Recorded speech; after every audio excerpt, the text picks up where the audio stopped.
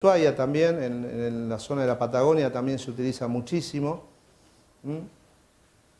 Para que ustedes vayan, digamos, evaluando las posibilidades estéticas que tenemos con nuestro producto. Esto es un hotel, la Reserva Cardales, ¿sí? Donde ahí se colocó el siding cedar, el siding madera, pero colocado verticalmente con la junta vista, ¿sí? Que también se logra un resultado estético más que interesante. Ahí lo vemos un poquito más lejos, parece madera, pero es el siding cedar. Acá lo vemos colocado de otra manera. Y esto es, bueno, toda una serie de pasos para construir una vivienda industrializada. La platea, que es fundamental, tener un buen basamento para poder anclarla al basamento. Luego tenemos todas las instalaciones replanteadas, ¿sí? De una manera muy bien resuelta y podemos lograr una llegada a esas instalaciones de una manera mucho más sencilla. Acá ya se empezaron a colocar los elementos, los muros que fuimos haciendo a lo mejor no a pie de obra, en otro lugar, se cargaron sobre una camioneta, un camión y se llevaron a la obra.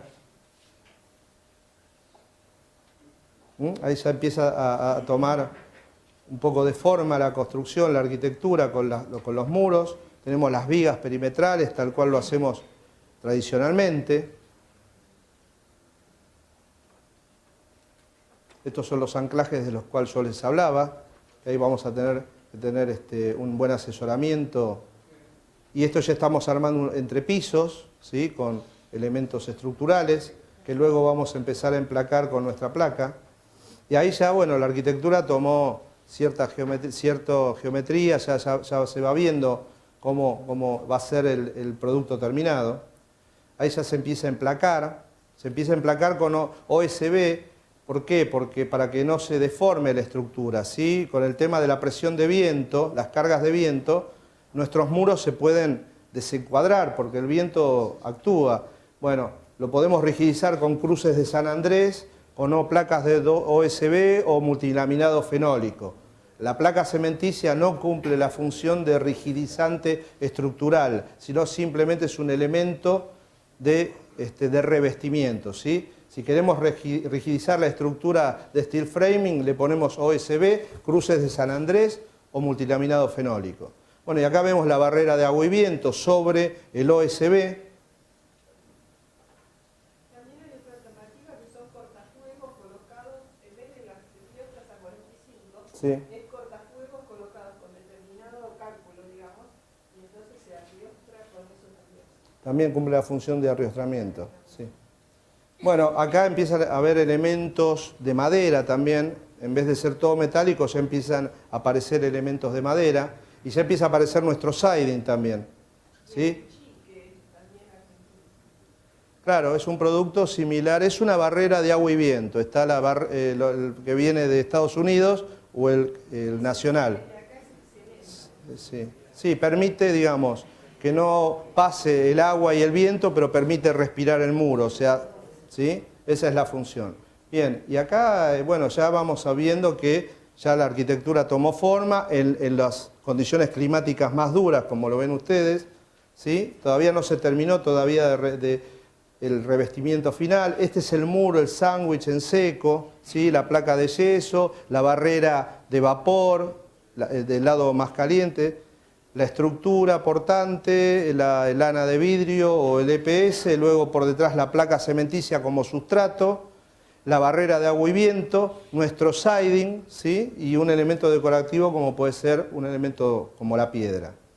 Y ahí empezamos a ver ya el resultado final, ¿sí? de nuestro producto en el sur de la Argentina. Este es los detalles, el siding, la madera. Es algo que realmente resuelve estéticamente muy bien y no tiene mantenimiento. Acá no hay un solo ladrillo, como pudieron apreciar, es todo construcción en seco. Esto se logró hacer en 2 meses y medio y en condiciones climáticas, digamos, adversas. Bien, entonces acá, bueno, vamos viendo algunas fotos más, cómo quedó y para que ustedes puedan apreciar las posibilidades estéticas que pueden lograr con nuestro producto.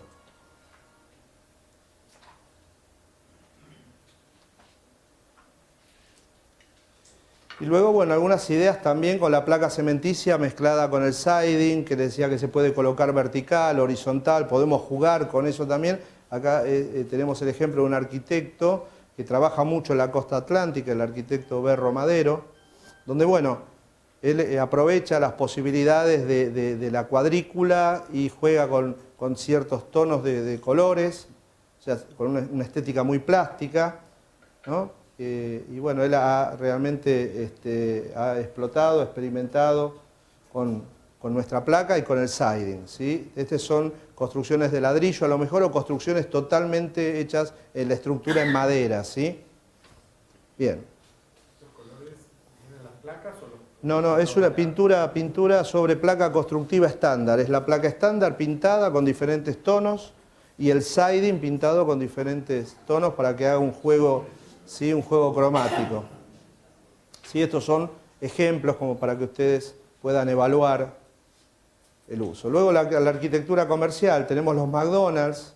¿Sí? Los McDonald's también tienen elementos de placa cementicia de cerramiento. En ese caso se le coloca un revestimiento plástico, un revoque plástico y no vamos a ver que la placa ni la junta, sino que la vamos a tapar con un elemento elastoplástico, ¿sí? Revoques o revestimientos, y vemos ahora, digamos, hechos constructivos más que interesantes como el Centro de la Cultura del Bicentenario en Guaymallén, en Mendoza. Va a ser un edificio emblemático donde, bueno, el arquitecto quiso lograr esa superficie alaviada y le hemos resuelto con doble placa, ¿sí? Acá lo vemos desde abajo, desde dentro de la estructura, ¿sí? Este es un edificio que ahora se está terminando en este momento, y que se ha resuelto mucho de este edificio con nuestra placa, ¿sí? Se ha cortado también a un módulo especial, porque bueno, la cantidad de metros cuadrados realmente lo pedían, y tenemos, bueno, tenemos cines en Maipú, en Mendoza se está utilizando muchísimo también la placa, fachadas de cines donde tenemos toda una caja de ladrillo y luego la emplacamos con placa cementicia. Ahí es un natatorio, una pileta cubierta, donde todo el cielo raso se va a armar con placa Pro. Y bueno, esta es una cadena que está desembarcando en Argentina, Hollywood Burger, que digamos la identidad de sus locales va a ser dado a través de estos colores y con nuestra placa cementicia. ¿Sí? Se ha dado una estética muy fuerte en este caso. El primer local está en San Rafael, después se va a expandir por otras provincias. ¿Sí? Tenemos una terminal de ómnibus, un estadio polideportivo. O sea, en muchos hechos constructivos podemos hacer intervenir nuestra placa. Este es un elemento que es el SEAMSE en Capital Federal, es una cáscara donde se quería evitar el ruido que salga hacia el exterior por la cantidad de camiones que trabajaban en ese espacio. Bueno, eso se usó como revestimiento con doble placa de 15 milímetros. Se logró una pared de 30 milímetros de nuestra placa e hicimos una caja de insonora, ¿sí? Entonces, un poco para ir haciendo un paneo de todas la arquitectura donde, bueno, la placa se utilizó con mucho éxito, con distintos colores, placas constructivas, placas arquitectónicas. Sí, todos son hechos en Argentina, en diferentes lugares de la Argentina. Sí, esto es el caso de una sucursal de un supermercado mayorista que quiso cambiar su imagen corporativa, digamos, y le armamos una estructura donde luego le emplacamos con placa cementicia y se pintó. Este es el DOT, que ya se los estuve mostrando anteriormente en etapa de construcción. ¿Sí? Tenemos grandes superficies de cielo rasos semicubiertos. Esta es la placa matiz, la otra fachada, el casino. Detrás de toda esta fachada, digamos, hay placa cementicia, luego se le puso esta tapa metálica. Esta es la otra cara. Esta es una placa premium, el Tortugas Mall. lo que apreciamos ahí es la placa matiz, donde se utilizaron diferentes colores. Esas bandas de colores es la placa matiz color cemento, la placa beige. Eso es una fachada ventilada. Ahí alcanzamos a ver parte de la cavidad de la fachada ventilada. Este es el resultado final. Bien, este es el Village Recoleta, como les contaba, el anteproyecto, ¿sí? Después quedó bastante parecido, no totalmente al anteproyecto, pero bueno, todas sus fachadas, las 3 fachadas sobre el cementerio son placa matiz. Y esto es un poco la vanguardia europea. Esta placa se utiliza hace 40 años en Europa, ¿sí? Entonces ya proyectos del Corbusier tenían algún tipo de elemento de placa cementicia del año 65, ¿sí? Después vemos marcas de autos muy reconocidas en el mundo que utilizan la placa Natura para darle ese tipo de identidad a sus marquesinas, ¿sí? La Academia Eternit, arquitectura familiar, volúmenes realmente que quedan muy bien cuando los emplacamos y los pintamos, edificios en altura. ¿Sí? Esta es como la placa Natura, de un color que identifica un determinado arquitecto. Interiores, ¿sí? Viviendas. Esta es la tendencia, digamos, la fachada compartimentada, la fachada que tiene la cuadrícula. Eso se está utilizando muchísimo ya hace muchísimos años en Europa. Estos son interiores, ¿sí? Estas son placas premium en el interior. Vemos el mobiliario, ya vemos mobiliario hecho con placas. Todo esto es placa cementicia. En un interior, hasta la mesada donde están los escritorios, eso es placa cementicia también.